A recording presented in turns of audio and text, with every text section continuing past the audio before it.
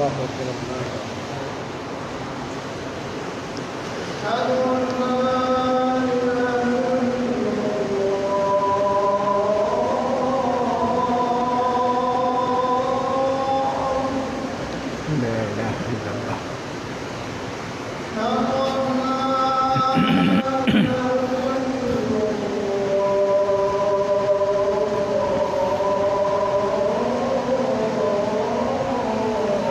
لا الہ الا اللہ اشهد ان لا الہ الا اللہ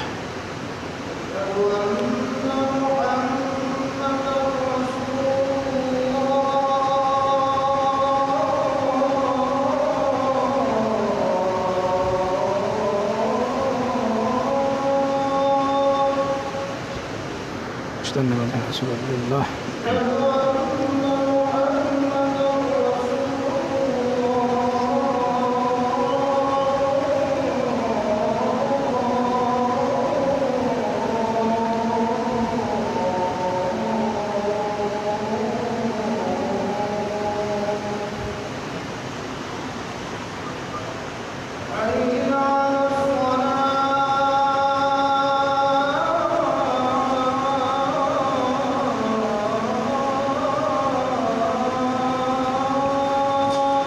لا حول ولا قوة الا باللہ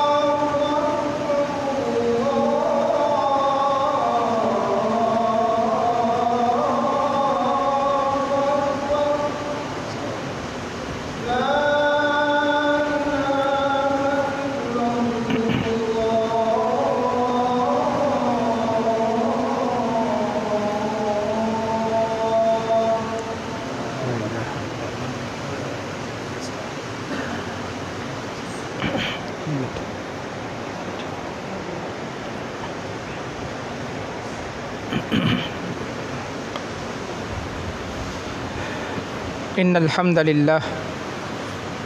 للہ نحمده ونستعینه ونستغفره ونعوذ باللہ من شرور انفسنا ومن سیئات اعمالنا من يهده اللہ فلا مضل له ومن يضلل فلا هادی له اشهد ان لا الہ الا اللہ وحدہ لا شریک له واشهد ان محمدا عبدہ ورسولہ اما بعد فإن أصدق الكلام كلام الله وأحسن الهدي هدي محمد صلى الله عليه وسلم وشر الأمور محدثاتها فإن كل محدثة بدعة وكل بدعة ضلالة وكل ضلالة في النار من يطع الله ورسوله فقد رشد واهتدى ومن يعص الله ورسوله فقد ضل وغوى سبحانك لا علم لنا إلا ما علمتنا إنك أنت العليم الحكيم رب اشرح لي صدري ويسر لي أمري واحلل عقدة من لساني يفقهوا قولي اللهم رب زدني علما اللهم صل على محمد وعلى أزواجه وذريته كما صليت على آل إبراهيم وبارك على محمد وعلى أزواجه وذريته كما باركت على آل إبراهيم إنك حميد مجيد أما بعد فأعوذ بالله السميع العليم من الشيطان الرجيم من همزه ونفخه ونفسه ان اللہ هو الرزاق ذو القوۃ المتین۔ ہر مسلمان کا یہ عقیدہ ہونا چاہیے کہ میرے رزق کا مالک صرف اللہ ہے۔ اللہ کے علاوہ میرا رزق کوئی روک نہیں سکتا، کوئی بند نہیں کر سکتا، کوئی کم نہیں کر سکتا۔ یہ اختیار صرف اللہ کے ہاتھ میں ہے کہ وہی بندوں کا رزق بڑھاتا ہے اور وہی بندوں کا رزق کم کرتا ہے۔ اللہ تعالیٰ نے صرف انسانوں کا نہیں، وَمَا مِن دَابَّةٍ فِي الْأَرْضِ إِلَّا عَلَى اللَّهِ رِزْقُهَا، اس روئے زمین پر جتنی بھی مخلوق ہے سب کے رزق کا ذمہ اللہ نے لے لیا۔ اللہ سب کو کھلاتا پلاتا ہے، اللہ کے ذمے ہے سب کو کھلانا پلانا، رزق کی ذمہ داری اللہ کی۔ اللہ کے علاوہ یہ اختیار کسی کے پاس نہیں ہے۔ سورہ عنکبوت میں اللہ نے فرمایا ان الذین تعبدون من دون اللہ لا یملکون لکم رزقا، اللہ کے علاوہ تم جس چیز کی بھی عبادت کرتے ہو پوجتے ہو، فرمایا وہ تمہارے رزق کے مالک نہیں۔ فابتغوا عند اللہ الرزق، اس رزق کو اللہ کے پاس تلاش کرو۔ فابتغوا عند اللہ الرزق، رزق کو اللہ کے پاس ڈھونڈو، اور ڈھونڈنے کا طریقہ کیا ہے؟ وَاعْبُدُوهُ وَاشْكُرُوا لَهُ، فرمایا رزق تمہیں ملے گا، اللہ کی عبادت کرو اور اللہ کا شکر ادا کرو، اللہ تمہیں رزق دے گا۔ اللہ تبارک و تعالیٰ نے قرآن مجید میں کم و بیش 7 مرتبہ یہ بات ارشاد فرمائی ہے کہ اللہ ہی بندوں کا رزق بڑھاتا ہے، اللہ ہی بندوں کا رزق کم کرتا ہے۔ یبسط الرزق لمن یشاء من عبادی ویقدر، تو جب رزق کا مالک اللہ ہے، رزق کا اختیار اللہ کے پاس ہے، تو ہمیں اللہ کے سامنے اپنے رزق کے حصول کے لیے، رزق کی فراغی کے لیے التجائیں کرنی چاہیے، دعائیں کرنی چاہیے۔ صحیح مسلم میں سیدنا ابو ذر غفاری رضی اللہ تعالیٰ عنہ سے مروی مشہور حدیث ہے جسے حدیث قدسی کہا جاتا ہے، اس میں اللہ فرماتا ہے، چھوٹا سا ٹکڑا ہے اس لمبی حدیث کا، چھوٹا سا ٹکڑا یہ ہے کہ اللہ رب العالمین فرماتا ہے یا عبادی کلکم جائعون، اے میرے بندو تم سب کے سب بھوکے ہو، الا من اطعمتہ، پیٹ اس کا بھرے گا جس کو میں کھانا کھلاؤں گا، فاستطعمونی اطعمکم، لہذا مجھ سے کھانا مانگو، مجھ سے رزق مانگو، میں تمہیں رزق دوں گا، میں تمہیں کھلاؤں گا۔ تو یہ اختیار اللہ کے پاس ہے۔ اس کے لیے ہمیں ایک تو اللہ تعالیٰ سے فقر کی، تنگ دستی کی، غربت کی پناہ مانگنی چاہیے، اور دوسرا ایک چھوٹا سا لفظ یاد کر لیں اور اسے اٹھتے بیٹھتے چلتے پھرتے پڑھے، اللہم ارزقنی، اللہم ارزقنی، اے اللہ تو مجھے رزق دے، اے اللہ تو مجھے۔ بندے کا جب ایمان اللہ پر کامل ہوگا، حالات کیسے بھی ہوں، لاک ڈاؤن طویل سے طویل ہو جائے، اللہ اس کا رزق بند نہیں کرے گا، اس کے گھر میں رزق پہنچے گا۔ اللہم ارزقنی، اللہم ارزقنی، اور تمام گھر والے اللہم ارزقنا یہ لفظ یاد کریں اور اس کو پڑھیں۔ اللہ سے فقیری کی پناہ مانگیں، تنگ دستی کی پناہ مانگیں، اس لیے کہ امام حسن بصری رحمہ اللہ کا فرمان ہے کاد الفقر ان یکون کفرا، کہ فقیری انسان کو کفر تک لے جاتی، کافر بنا دیتی۔ اس لیے جب کھانے پینے کے پاس انسان کے پاس کچھ نہیں ہوتا تو پھر وہ کفری عقائد، نظریات، غلط قسم کی جو NGOs ہیں ان سے وہ لے گا، ان کے عقائد نظریات اپنائے گا، نتیجتاً اس رزق کے تعلق سے کافر ہو جائے گا۔ اس لیے فقیری سے اللہ کی پناہ مانگے، اور اللہ کے نبی صلی اللہ علیہ وسلم پناہ مانگتے تھے، پناہ مانگتے تھے۔ صحیح مسلم کے اندر حدیث موجود ہے، سیدنا ابو بکر رضی اللہ تعالیٰ عنہ مشہور صحابی ہیں، وہ جب سلام پھیرتے تھے نماز کا تو یہ دعا پڑھتے تھے، مختصر سی دعا ہے، اللہم انی اعوذ بک من الکفر والفقر وعذاب القبر، یہ اللہ میں تجھ سے کفر کی پناہ مانگتا ہوں کہ میں کہیں کافر نہ ہو جاؤں، والفقری میں فقیری سے پناہ مانگتا ہوں، وعذاب القبر اور اللہ میں عذاب قبر سے تیری پناہ مانگتا ہوں۔ ابو بکر رضی اللہ تعالیٰ عنہ کے بیٹے ہیں مسلم، وہ کہتے ہیں کہ میں نے اپنے والد کو جب کثرت کے ساتھ یہ دعا مانگتے دیکھا تو سن کے مجھے بھی یاد ہو گئی اور میں بھی پڑھنے لگ گیا۔ ایک دن جب میں نماز کے بعد یہ دعا پڑھ رہا تھا کہ اللہم انی اعوذ بک من الکفر والفقر وعذاب القبر، تو میرے والد سیدنا ابو بکر نے مجھ سے یہ دعا سنی تو خوش ہو کر کہا کہ بیٹا یہ دعا کہاں سے سیکھی؟ میں نے کہا ابا جان آپ پڑھتے ہیں روزانہ، آپ سے سن کر مجھے یاد ہوگی، لہذا میں اس کو پڑھتا ہوں۔ تو سیدنا ابو بکر رضی اللہ تعالیٰ نے اپنے بیٹے سے کہا فَالْزَمْهُنَّ يَا بُنَيَّ، میرے بچے پھر اس دعا کے ساتھ چمٹ جاؤ، یعنی کثرت کے ساتھ اس دعا کو پڑھو۔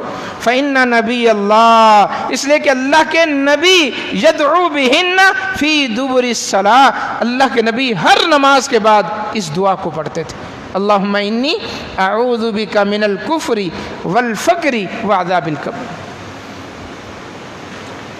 رزق کی دعا مانگیں، کیسی دعا؟ اللہم ارزقنی۔ صحیح مسلم کے اندر ابو مالک اشجعی رضی اللہ عنہ سے مروی حدیث ہے، وہ کہتے ہیں کہ جب بھی کوئی شخص نیا مسلمان ہوتا تو نبی اکرم صلی اللہ علیہ وسلم اس کو نماز بھی سکھاتے اور ایک دعا پڑھنا سکھاتے کہ یہ دعا ضرور پڑھو، اللہم اغفر لی وارحمنی واہدنی وعافنی وارزقنی، صحیح مسلم کے الفاظ۔ اب صحیح مسلم میں اس دعا کا محل موجود نہیں ہے کہ یہ نماز میں کس جگہ پڑھنی ہے۔ سنن ابو داؤد کے اندر سیدنا عبداللہ ابن عباس رضی اللہ عنہ سے مروی ایک حدیث جسے امام البانی نے حسن قرار دیا ہے، اس میں اس کا محل موجود ہے کہ نبی اکرم صلی اللہ علیہ وسلم 2 سجدوں کے درمیان یہ دعا پڑھتے تھے، اللہم اغفر لی، یہ اللہ تجھے مجھے معاف فرما دے، ورحمنی، اللہ تو مجھ پر رحمتیں نازل فرما، وحدنی، اے اللہ تو مجھے ہدایت دے دے، وعافینی، اللہ ہر بیماری سے عافیت دے دے، ورزقنی، اور اے اللہ تو مجھے رزق دے دے۔ اور بھی الفاظ ہیں، وجبرنی کا لفظ بھی آیا ہے، وجبرنی، اللہ تو میرے نقصان کو پورا کر، ورفعنی، اور اللہ تو میرے مقام مرتبے کو بڑھا دے۔ تو جو بھی الفاظ ہیں ہر لفظ کا الگ ایک مفہوم ہے، معنی ہے، آگے پیچھے بھی ہو جائیں لفظ تو کوئی فرق نہیں پڑتا۔ تو 2 سجدوں کے درمیان فرض ہو نفل ہو اس دعا کو پڑھنا مت بھولیں، اللہم اغفر لی وارحمنی واہدنی وعافنی وارزقنی وجبرنی ورفعنی۔ ایک اور دعا وضو کے بعد کی دعا ہے۔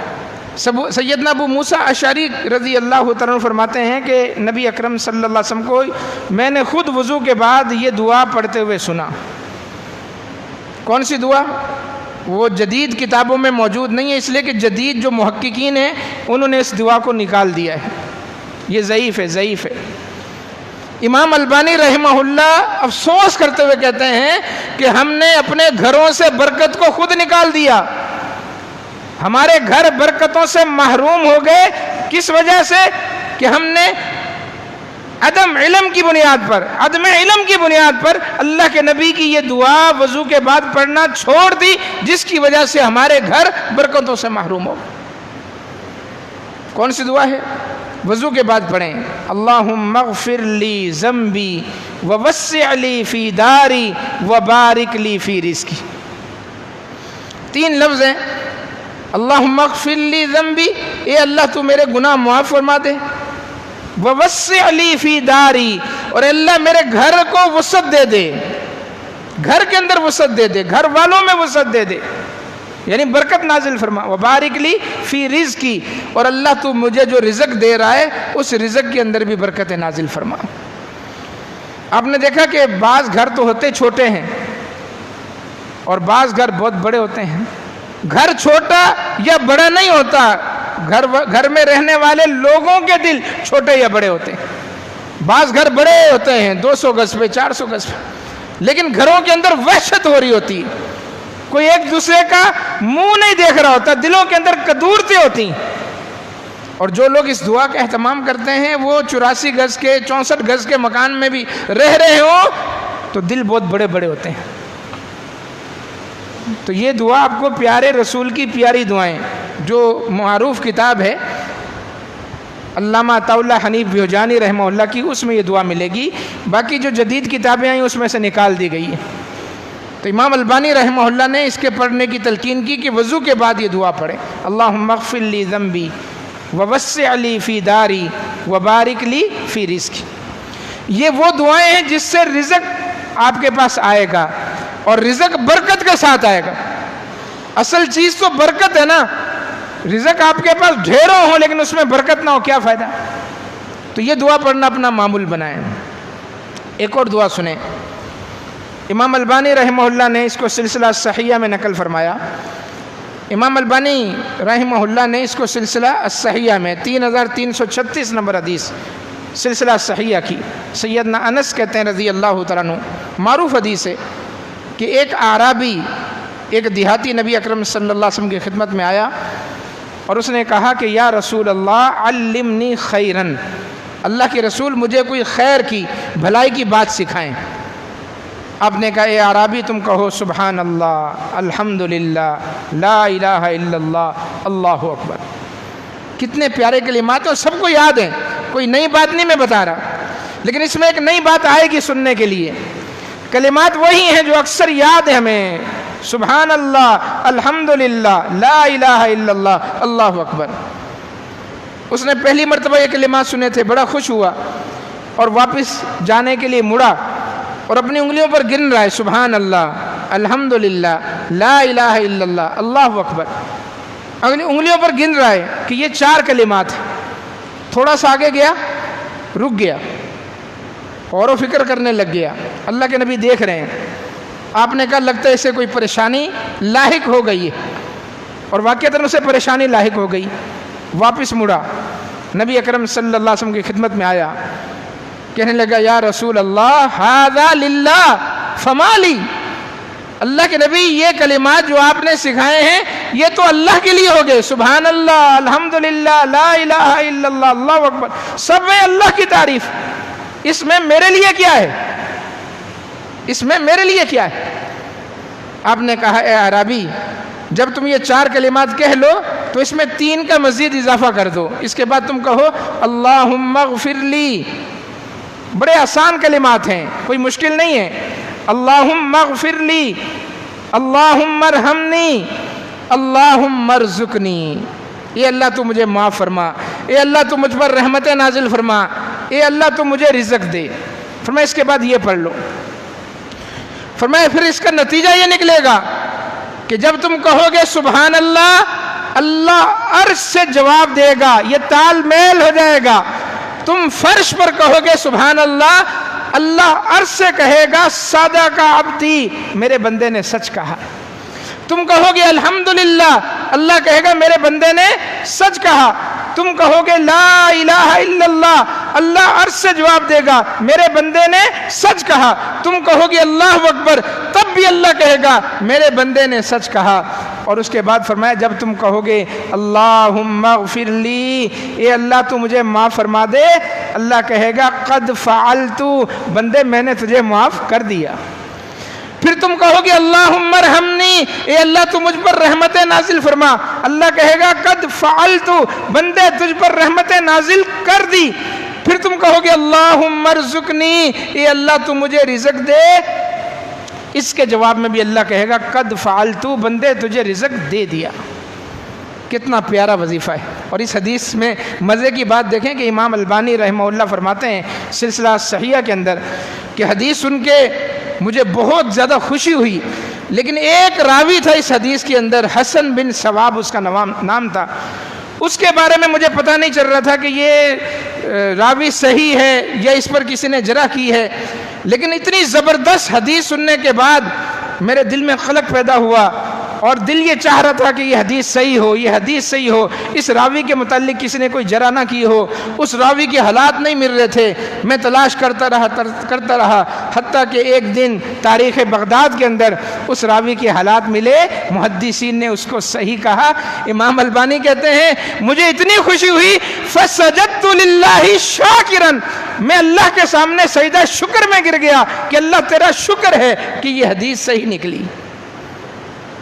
تو سبحان اللہ، الحمدللہ، لا الہ الا اللہ، اللہ اکبر، یہ 4 کلمات کہنے کے بعد اللہم اغفر لی، اللہم ارحمنی، اللہم ارزقنی، کیونکہ یہاں بات واضح ہو گئی، کنفرم ہو گئی کہ یہاں اللہ جواب دیتا ہے آپ کو۔ کتنا خوش نصیب انسان ہے یہ خاک کا پتلا کہ یہ فرش پر کہے اللہ تو مجھے رزق دے، اور اللہ عرصے کے بندے دے دیا، کوئی رکاوٹ نہیں ہے۔ جب آپ یقین کے ساتھ، اعتماد کے ساتھ یہ دعائیں پڑھیں گے، رزق آپ کی دہلیز پہ پہنچے گا، آپ کے گھر میں پہنچے گا، اللہ آپ کو رزق دے گا۔ تو یہ دعائیں ہیں، فقیری سے، تنگ دستی سے، غربت سے اللہ کی پناہ مانگیں اور اللہ تبارک و تعالیٰ سے حصول رزق کی دعائیں کریں۔ انشاءاللہ اللہ تبارک و تعالیٰ حالات پلٹنے پر قادر ہے۔ اگر آج تنگ دستی کے حالات ہیں، خوشحالی بھی آئے گی، آج مصیبت ہے آسائش بھی آئے گی، آج بیماری ہے تو انشاءاللہ شفا کے دن بھی آئیں گے۔ یہ حالات ہمیشہ نہیں رہتے، تلک الایام نداولها بین الناس، فرمایا ہم حالات کو پلٹتے رہتے ہیں۔ ان مع العسر یسرا، تنگی کے ساتھ ہی اللہ نے آسانی رکھی ہے، بس تھوڑا سا صبر کریں، اللہ سے تعلق مضبوط کریں، دعائیں پڑھیں، اللہ سے رزق مانگیں، اللہ پر توکل اعتماد کریں، انشاءاللہ اللہ تبارک و تعالیٰ کبھی بھی انسان کو مایوس نہیں کرتا، اللہ تعالیٰ ایسے انسان کو ضائع نہیں کرتا۔ اللہ تعالیٰ ہمیں سمجھنے کی، عمل پیرا ہونے کی توفیق عطا فرمائے۔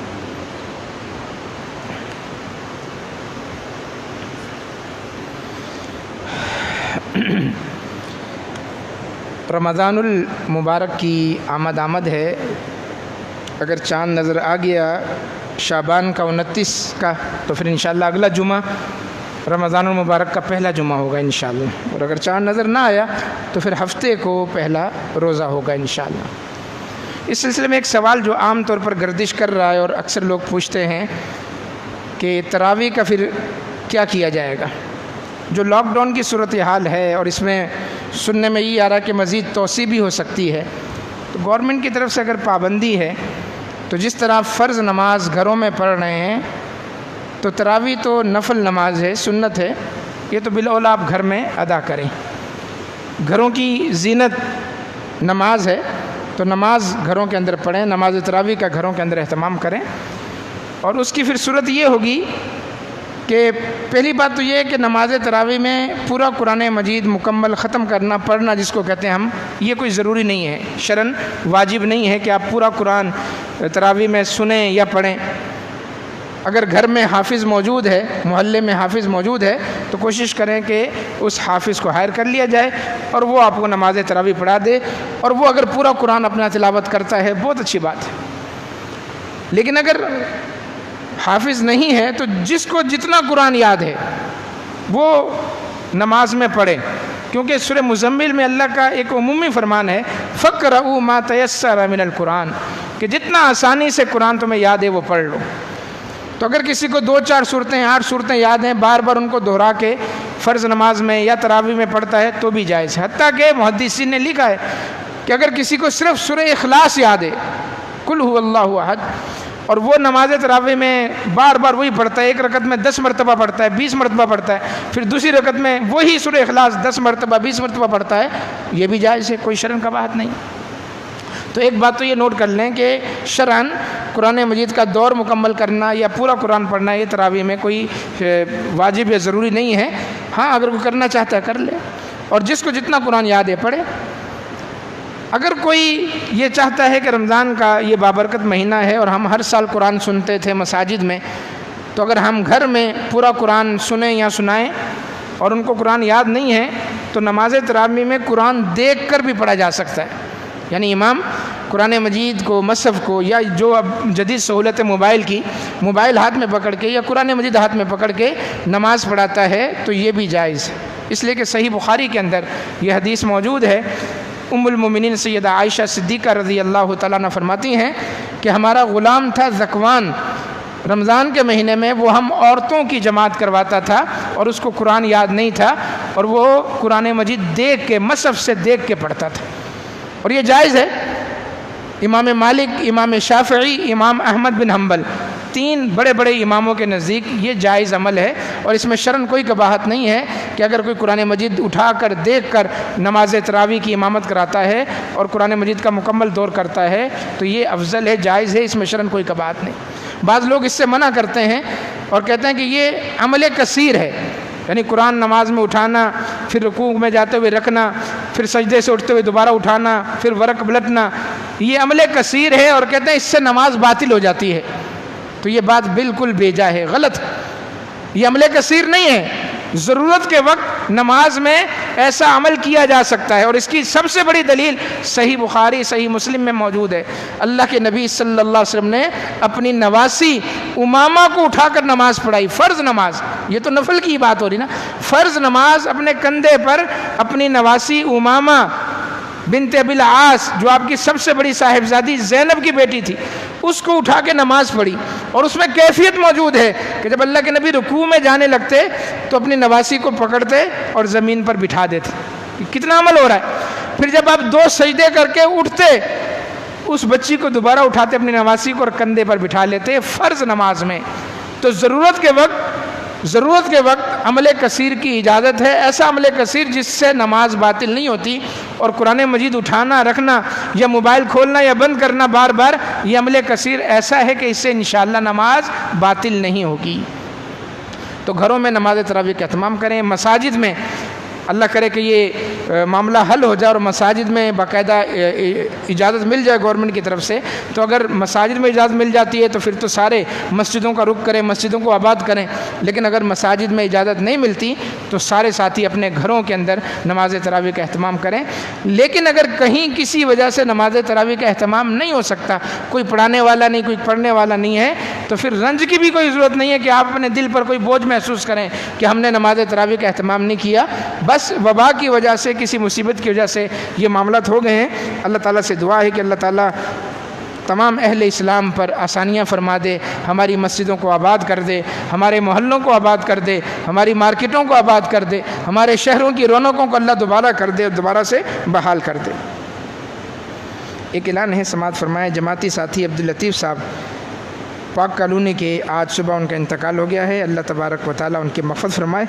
اس کے علاوہ جو ساتھی بیمار ہیں، پریشان ہیں، ان کے لیے بھی دعا کریں، اللہ تعالیٰ بیمار ساتھیوں کو صحت کاملہ عاجلہ عطا فرمائے، اور جو پریشان ساتھی ہیں اللہ تعالیٰ ان کی ہر طرح کی پریشانی دور فرمائے۔ ان حالات میں تمام ویلفیئر ادارے اپنے اپنے طور پر کام کر رہے ہیں۔ یہاں آپ کے ادارے اس مسجد میں سلفیہ ویلفیئر سوسائٹی کے تحت الحمدللہ 1500 گھرانوں کو راشن جو ہے وہ مہیا کیا گیا۔ اس کے لیے آپ میں جو مخیر ساتھی ہیں جو ہر سال تعاون کرتے ہیں، انہوں نے تعاون کیا۔ ابھی بھی بہت ضرورت ہے کیونکہ یہ لاک ڈاؤن مزید طویل ہوگا اور رمضان المبارک کی آمد بھی ہے، تو تمام ساتھیوں سے گزارش ہے کہ اپنے اس ادارے کے ساتھ جو آپ کی آنکھوں کے سامنے کام کر رہا ہے، دل کھول کے راشن کے مد میں تعاون کریں، اپنے دوست احباب کو بھی توجہ دلائیں تاکہ جامع طریقے سے جو جماعتی ساتھی غریب ہیں ان تک یہ راشن مہیا کیا جا سکے۔ اللہ تعالی ہمیں اس کی توفیق عطا فرمائے۔ ان الحمد للہ نحمده ونستعینه ونستغفره ونعوذ باللہ من شرور انفسنا وسیئات اعمالنا من يهده الله فلا مضل له ومن يضلل فلا هادي له اشهد ان لا اله الا الله وحده لا شريك له واشهد ان محمدا عبده ورسوله اللهم انصر من نصر دين محمد صلى الله عليه وسلم وجعلنا منهم واخذل من اعرض عن دين محمد صلى الله عليه وسلم ولا تجعلنا منهم عباد الله رحمكم الله ان الله يأمر بالعدل والإحسان وإيتاء ذي القربى وينهى عن الفحشاء والمنكر والبغي يعظكم لعلكم تذكرون سبحان ربك رب العزة عما يصفون وسلام على المرسلين والحمد لله رب العالمين۔